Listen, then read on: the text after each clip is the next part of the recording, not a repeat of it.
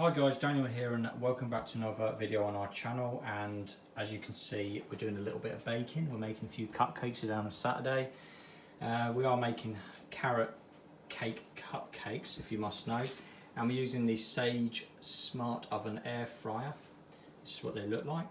So they turned out nice. That's what they look like in there at the moment. So cooking nicely, just over 8 minutes. Important to note about this is we've got it on the bake function and we've got it in Fahrenheit as per the recipe. Obviously it differs recipe to recipe, but that is an option to do Celsius and Fahrenheit. Do you want to add anything to that? No, just to say you can do that on it. You can change it from centigrade to Fahrenheit or back again if you want, which is a good feature for recipes. Yeah. So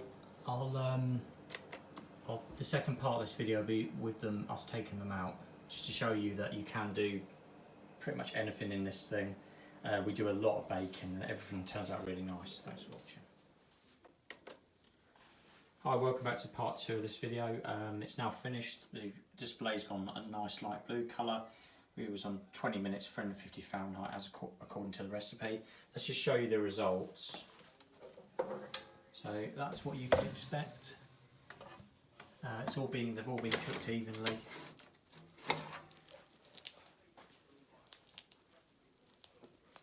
Yeah, all been cooked evenly, all good. Right, so if you are thinking about buying one of these and you might use it for baking, then hopefully this video is helpful. Thanks for watching. If you've got any questions, leave them in the comments below.